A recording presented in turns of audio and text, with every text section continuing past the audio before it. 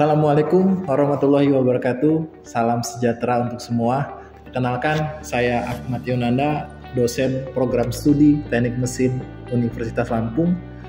Pada video ini, saya akan menjelaskan salah satu materi dalam mata kuliah perpindahan panas yang termasuk dalam mata kuliah atau kurikulum program studi Teknik Mesin di semester 4.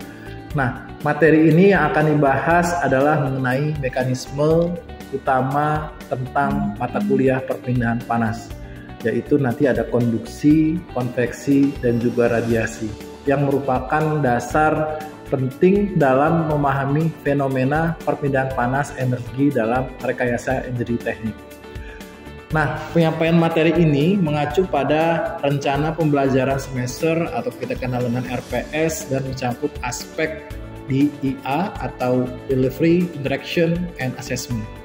Antara lain, pertama, mata kuliah ini adalah mata kuliah perpindahan panas yang dimana nanti untuk membekali mahasiswa dalam konsep dasar dalam proses perpindahan panas secara konduksi, baik konveksi maupun secara radiasi.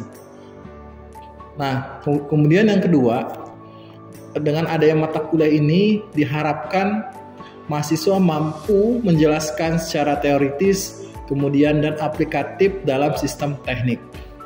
Berikutnya, sistem dan metode pembelajaran perkuliahan dilakukan secara tatap muka atau sinkronus menggunakan pendekatan ceramah, interaktif, diskusi kelompok, serta penugasan berbasis studi kasus. Interaksi dosen dan mahasiswa ditekankan pada kegiatan di diskusi aktif, presentasi tugas, serta umpan balik terhadap hasil pembelajaran. Kemudian sistem penilaian dalam mata kuliah ini yaitu penilaian dilakukan melalui kuis, kemudian UTS, dan juga UAS dengan indikator yang mengacu kepada kemampuan analisis, akurasi perhitungan, dan pemahaman konsep sesuai dengan RPS. Melalui video ini juga merupakan salah satu syarat untuk sertifikasi dosen tahun 2025. Demikian yang bisa saya sampaikan. Nanti kita akan melihatkan kelas di mana nanti akan mempresentasikan mata kuliah perpindahan panas. Wassalamualaikum warahmatullahi wabarakatuh. Oke, kita mulai. Siap? Oke, baik. Bismillahirrahmanirrahim. Assalamualaikum warahmatullahi wabarakatuh. Waalaikumsalam warahmatullahi wabarakatuh. Selamat pagi mahasiswa. Pagi. Apa kabar kalian? Baik. Oke, alhamdulillah. Jadi pada perkuliahan kali ini, di mata kuliahnya adalah mata kuliah perpindahan panas, di mana adalah mata kuliah pengantar kita di pertemuan pertama. Nah, jadi sebelumnya Anda telah belajar bagaimana tentang kuliah termodinamika. Nah, ini ada kaitannya dengan mata kuliah perpindahan panas. Sebelumnya, saya kenalkan dosen yang mengampu di sini. Saya sendiri Ahmad Yonanda, kemudian ada Prof. Amriza dan juga Bapak Ahmad Yudi Ekarisano. Kami dalam satu tim mata kuliah perpindahan panas. Kemudian ini biodata saya.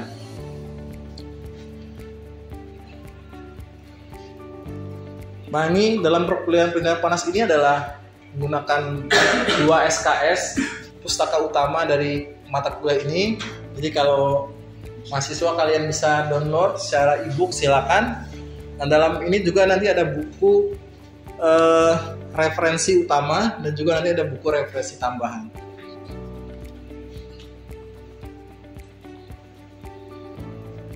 Kemudian dalam mata kuliah ini kita akan juga sebelum mulai kuliah kita akan menggunakan kontrak kuliah.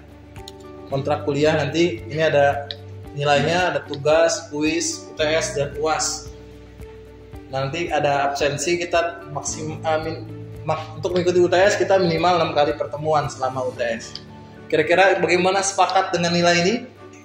Sepakat ya? Baik, terima kasih. Nah, di dalam mata kuliah ini materi utama, jadi ada dari 1 sampai dengan 12 bab. Nah, dalam bab ini kita bagi jadi 2 mata kuliah, perpindahan panas 1 dan juga perpindahan panas 2. Perpindahan panas 1 dari materi 1, pengenalan perpindahan panas, kemudian konduksi steady dan 1 dimensi, 2 dimensi, dan juga konduksi transient. Nah, ini akan kita bahas selama 16 pertemuan.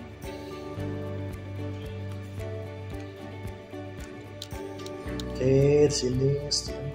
Nah, student outcome, jadi harapannya dari mata kuliah ini diajarkan, ya ini bagaimana nanti Anda bisa memahami berbagai konsep aplikasi perpindahan panas dalam sistem perpindahan panas, baik yang sederhana maupun yang kompleks.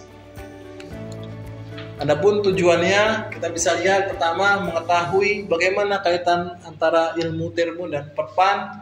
Kemudian yang kedua membedakan energi termal dan baik bentuk energi. Yang ketiga mengetahui tentang kesetimbangan energi. Yang keempat mengetahui mekanisme dasar dari panas konduksi, konveksi, dan radiasi menggunakan hukum Fourier atau hukum Fourier dari konduksi. Dan juga ada hukum Newton dari konsep pendinginan, dan juga ada radiasi dari Stephen Boltzmann. Nah, harapannya nanti kita bisa menyelesaikan berbagai permasalahan yang ada di lapangan.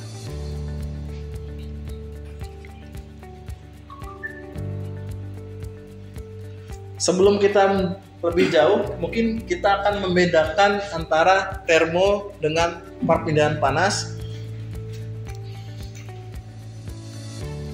Nah, karena dia mata kuliahnya perpindahan panas akan berhubungan dengan panas, dari itu kalian harus tahu beda antara analisis menggunakan termo dengan perpindahan panas. Kita lihat di sini bahwasanya ada dua konsep. Kalau termo adalah ini berkaitan dengan jumlah perpindahan panas atau the amount of heat transfer dengan keadaan suatu timbangan yang seimbang. Nah, namun halnya dalam perpindahan panas ini adalah berkaitan dengan penentuan laju perpindahan energi panas atau the rates of energy transfer dengan menggunakan variasi temperatur. Oke ya, nanti udah mulai kebayang, kita bisa membedakan antara ilmu termo dengan mata kuliah perpindahan panas. Dalam termo juga Anda belajar tentang mekanisme perpindahan panas. Ini adalah pembangkit tenaga listrik di Mudal Thermal Gujarat, India. Ini kapasitas 4.620 MW. Kira-kira dari sini ada nggak perpindahan panas yang terjadi? Ada ya, banyak ya.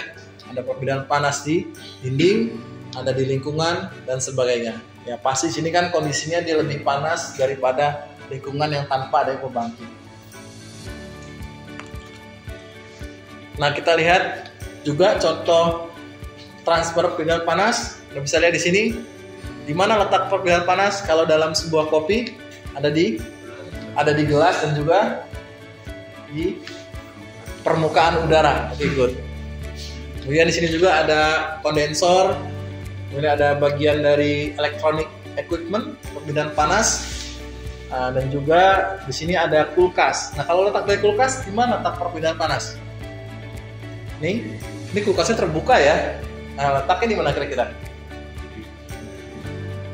Ya, pada saat kondisi kulkas terbuka, maka akan terjadinya perpindahan panas ke luar lingkungan. Oke. Sampai sini ada yang mau tanyakan? Saya, Pak. Oke, silakan. Ingin bertanya, Pak. Di situ kan ada aplikasi dari perpindahan panas itu ada electric equipment. Nah, saya pengen tanya, Pak, kenapa electrical equipment itu masuk ke dalam pengaplikasian perpindahan panas, Pak? Oh, bagus. Siapa namanya? Raka Guntur, Pak. Raka Guntur, bagus. Oke, Raka Guntur tadi menanya kenapa di dalam sistem elektronik atau electronic equipment itu ada perpindahan panas. Oke, di sini kalau kita lihat ini adalah salah satu perangkat elektronik yang dimana di sini adalah ada menggunakan heatsink atau permukaan yang diperluas. Jadi kita akan baca kenapa dia bisa muncul panas. Kita tahu bahwa energi listrik itu akan dikonversikan menjadi IC atau dalam sirkuit IC integrate itu akan menjadi sebuah panas ya. Jadi panasnya itu akan dikeluarkan melalui bagian seperti transistor, kemudian juga seperti konduktor dan induktor. Nah, hal inilah yang menjadi turunnya performa dari suatu sistem tersebut. Nah, untuk itulah perlunya didinginkan menggunakan beberapa cara, itu salah satunya menggunakan heat sink sirip atau perluas permukaan panas. Bagaimana? Oke. Baik, kita akan lanjutkan. Di sini adalah perpindahan panas atau energi itu berpindah dari tempat yang tinggi menuju tempat yang rendah. Selalu ya, tidak mungkin tidak. Kalau misalnya contoh, air itu mengalir juga dari permukaan yang tinggi ke yang rendah. Nah, panas itu berhenti ketika keduanya itu dengan temperatur delta T yang sama. Artinya temperatur itu mencapai yang sama sehingga delta T itu 0. Nah, dalam konsep hukum perpindahan panas, untuk itulah panas itu dibagi menjadi 3 bentuk mekanisme. Apa aja? Ini kalau bisa lihat ada konduksi, konveksi, dan juga ada radiasi. Ya, mungkin kalian pernah belajar waktu SMA tentang konsep konveksi, konduksi, dan radiasi. Nah, dalam mata kuliah ini itu lebih detail apa yang akan dibahas. Nah, baik, kita akan bahas tentang 3 metode heat transfer. Apa itu tadi pertama? Konduksi, konveksi, radiasi. Nah, ketiga ini kalau kita lihat di sini ada bagaimana cara-caranya. Kalau kita lihat yang pertama, figur 1 adalah tentang konduksi. Dimana ini adalah konduksi, masih adalah perpindahan panas melalui sebuah benda padat ya. Kalau kita lihat di sini arah perpindahan panasnya adalah menuju ke samping. Kalau kita lihat syaratnya temperatur T1 itu adalah lebih dari T2, maka panas T1 akan berpindah ke 7 T2. Di mana T2 ini adalah di bagian luar dari permukaan atau bagian surface dari body ini. Kemudian yang kedua adalah bagaimana perpindahan panas konveksi. Ini adalah terjadi ketika adanya moving fluid atau fluida yang bergerak. Ya, fluida yang bergerak dengan adanya T lingkungan atau temperatur lingkungan sekitar. Nah, jadi panasnya pada sebuah permukaan panas, kalau kita lihat di sini ada sebuah plat panas yang dimana temperatur surface itu lebih tinggi daripada temperatur lingkungan, sehingga dia akan membuatnya panas tersebut akan berpindah dari surface ke lingkungan melalui adanya fluida atau udara yang bergerak. Kita lihat dari sini. Kemudian yang ketiga adalah perpindahan panas secara radiasi, di mana kalau kita lihat antara dua permukaan surface 1 dan 2 itu dia tidak berkontak langsung. Ya. Nah, dalam hal ini mereka juga bisa mengeluarkan panas, yang dimana Q1 adalah perpindahan panas keluar ya menuju ke Q2, sedangkan Q2 juga atau permukaan kedua itu menimbulkan panas, sehingga dia akan mentransferkan energi dari benda 1 ke benda 2. Nah, itulah salah satu dari radiasi heat transfer. Kita akan bahas tentang konduksi, di mana konduksi ini adalah, kita lihat di sini adalah persamaannya, yaitu di mana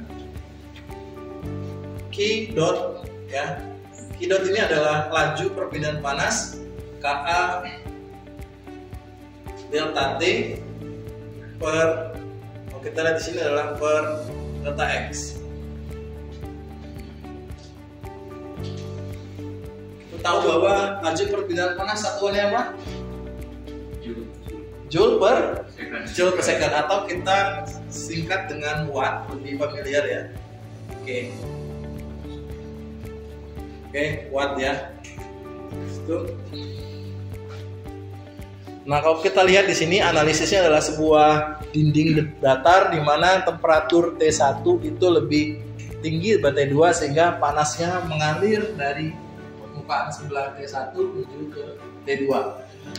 Nah, di sini ada rumus, ada nilai Ka, di mana kalau nilai A adalah area ya. Area itu adalah luas permukaan. Nah, luas permukaan ini adalah yang tegak lurus daripada arah benda. Saya berikan contoh seperti ini. Kalau misalnya benda kita buat arah tadi dari sana itu kan. Nah, maka kita akan menghitung luas permukaan bagian sebelah sini. Nah, kalau kita lihat gambar 3D-nya. Nah, maka kita hitung luas bagian sini. Inilah A adalah area. yang tegak lurus dengan adanya perpindahan panas. Oke, sampai sini ada yang mau ditanyakan? Oh, ya silakan. Untuk ketebalan itu apakah mempengaruhi nilai laju perpindahan panasnya, Pak? Misalnya mempengaruhinya itu juga nilainya meningkat atau menurun? Oke, bagus pertanyaan dari siapa namanya? Gisha. Gisha tadi menanyakan apakah pengaruh ketebalan, kalau kita lihat ketebalan di sini mana kira-kira? Delta X ya. Nah, itu kalau berpengaruh nggak secara signifikan? Bagaimana kalau kondisinya ditingkatkan atau ditipiskan? Apakah mempengaruhi ketebalan? Kira-kira bagaimana? Pengaruh ya? Pengaruh. Oke. Tahu dari mana? Kita lihat dari sini. Semakin kecil suatu benda atau semakin tipis suatu ketebalan, artinya nilai yang dari ini, nilai delta X ini kalau kita lihat adalah faktor pembagi. Ya, kalau pembagi artinya semakin besar kita besarkan, maka nanti nilai Q akan semakin kecil. Nah, contohnya kalau dinding itu kita tipiskan, maka nilai delta X itu kan kecil, rendah ya. Maka nanti nilai Q akan menjadi seperti naik besar, maka akan semakin cepat laju perpindahan panas yang terjadi. Bagaimana, Isya? Oke. Baik, tadi bagus pertanyaan, kita lanjutkan di sini. Kita bahas tentang konduktivitas termal. Kalau dalam persamaan awal di sini, bahwa nilai K kita singkat dengan nilai konduktivitas termal bahan. Apa itu konduktivitas? Kalau kita lihat situ adalah sebuah ukuran kemampuan material untuk menghantarkan atau melepas panas. Kalau kita lihat di sini ada tabel, di mana tabel 3.1, Anda bisa lihat di bukunya masing-masing. Ya, nanti ada lihat di situ di mana ada beberapa material, ada diamond, silver, copper, gold, aluminium, iron, mercury, glass, brick, water, sampai dengan brick foam, rigid foam ya, atau yang K-nya paling rendah. Itu ada nilainya. Nah, makanya kenapa di situ nilai aluminium itu lebih baik menghantarkan panas ketimbang menggunakan iron atau besi. Nah, kita lihat bahwa ternyata nilai K itu jauh lebih tinggi, yaitu sebesar 237 watt per meter derajat Celcius. Ya, jadi inilah salah satu alasan kenapa nilai konduksi untuk yang posisi diamond, silver, copper itu lebih baik daripada bahan isolator. Isolator itu dari batu bata, gelas, kayu, dan sebagainya. Nah, dalam sistem konveksi, di mana Anda bisa tahu kalau konveksi itu dibagi menjadi dua. Yang pertama paksa dan alami. Ya, kalau misalnya paksa itu berarti adanya energi tambahan. Kalau alami berarti dia tidak ada tambahan murni. Jadi contoh adanya, ini apa gambar apa? Telur ya. Telur ini gambar kipas. Nah, artinya di sini kalau kita lihat ada kipas dihidupkan untuk mendinginkan sebuah telur. Ini masuk alami atau paksa? Paksa ya. Nah, inilah salah satu dari paksa ya. Jadi tanpa kita sadarin, kalau kalian suka masak mie di rumah, itu bahwa ada forced convection yang menggunakan energi kipas atau ditiup menggunakan mulut. Itu salah satu adalah metode forced convection.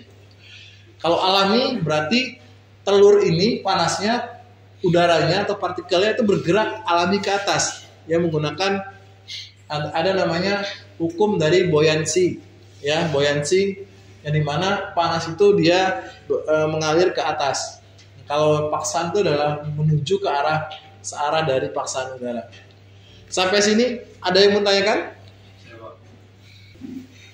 Kenapa saat kita masak air ada embun di tutupan senjata Pak saat airnya mendidih? Oke, bagus. Emang kenapa pernah masak mie itu ya? Iya Pak, masak mie, masak. Oh, ada panci. Oke, bagus pertanyaan. Itulah salah satu aplikasi dari konveksi yang dimana uap partikel yang lebih rendah, itu kan, panasnya massa yang lebih rendah itu menguap ke atas, ya, mengembun ke atas. Karena dia ditutup, maka uapnya itu terperangkap di dalam tutup panci, gitu kan. Nah, dia menjadi tutup yang uap yang benar-benar murni air. Ya, kalau kita lihat contoh, kalau Anda masak mie gitu kan, atau masak apapun itu ya yang berwarna, mau masak opor atau mau apa, kalau kita tutup panci pasti airnya adalah bening, ya tidak mungkin dia sama, karena itu uapnya benar uap air terpisah oleh bagian benda permukaan yang solid atau yang padat. Oke, ada pertanyaan lagi? Oke, baik, kita lanjut ya. Baik, untuk lebih menegaskan aplikasi terkait dengan perpindahan panas, coba kita akan mengerjakan beberapa studi kasus atau latihan.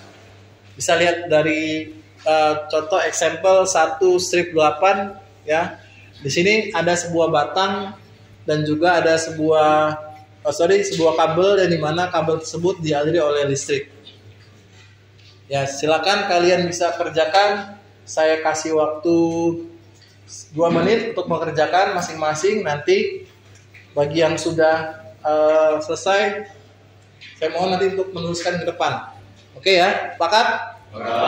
Oke, silakan kerjakan.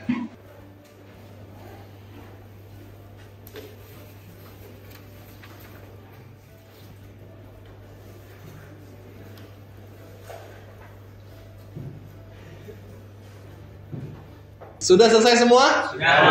Nah, bagus sekali. Oke, ada yang mau berani maju untuk menjawab pertanyaan di soal di sini?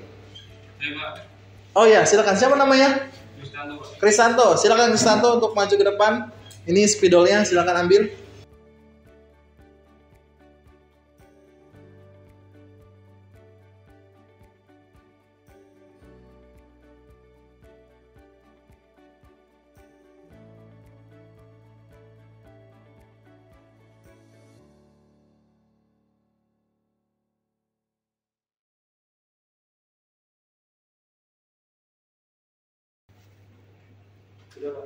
Oke, sudah Kristanto. Baik, terima kasih Kristanto. Silakan duduk kembali. Kita akan verifikasi tentang hasil dari Kristanto. Untuk itu kalian bisa ngecek jawabannya apakah sudah sama dengan jawaban masing-masing. Berapa nilai H adalah sebesar 34,94 per meter derajat Celcius. Kita lihat di dalam hasilnya, ya nilainya sama, ya. Yang lain bagaimana? Sudah sama nilainya? Bisa ya? Bisa. Oke, kalau bisa artinya kalian sudah paham terkait dengan materi dasar dari dua perpindahan dari konduksi dan konveksi. Nah, terakhir kita akan coba bahas tentang radiasi. Sedikit saja pengantar. Nah, radiasi ini sebenarnya agak unik. Uniknya di mana dia tidak adanya seperti konduksi dan konveksi yang membutuhkan media, mau itu media tetap atau bergerak. Contoh halnya adalah kalau kita berdiri di dekat api unggun, ya, kita dengan jarak tertentu, ini panasnya itu bisa kita terasa di dalam tubuh kita. Nah, itu dalam ruang yang tidak hampa. Bagaimana contohnya dalam ruang hampa? Itu kalau kita lihat bumi kita disinari oleh matahari, ya. Tahu bahwa bumi kita dilindungi oleh apa? Atmosfer, ya. Nah, ya, atmosfer, sehingga dia bisa menembus ke dalam bumi. Ya, sedangkan atmosfer itu kan adalah ruang hampa. Beda tekanan antara di permukaan bumi sampai di luar bumi, ya, di luar jauh daripada inti bumi.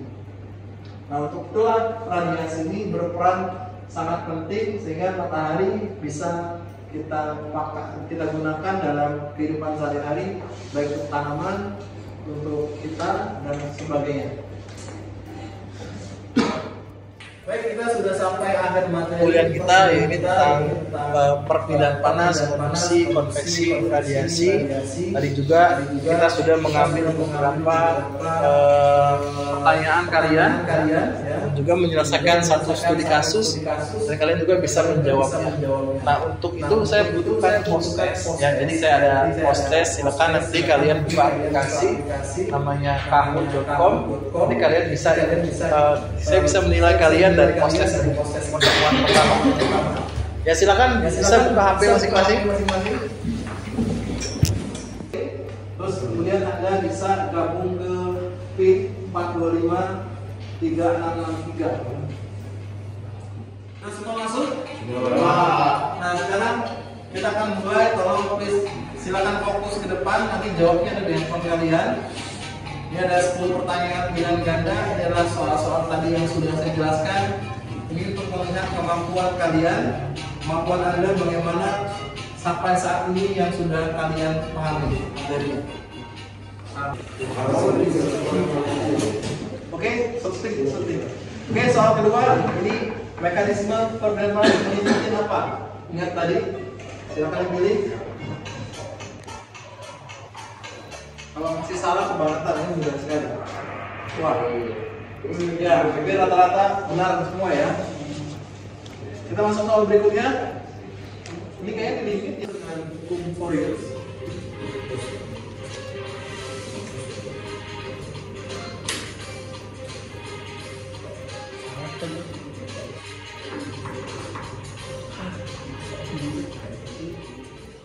Ya, produktivitas suatu material adalah apa itu?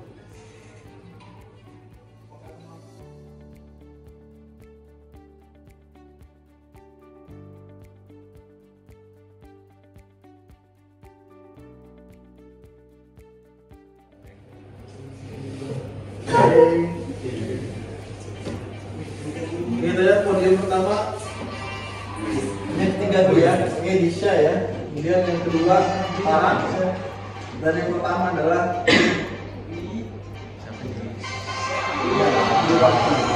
Oke, kita berikan applause buat Bu Raffi. Sampai sini kita sudah perkuliahan sudah selesai karena sudah mendekati waktu dengan istirahat.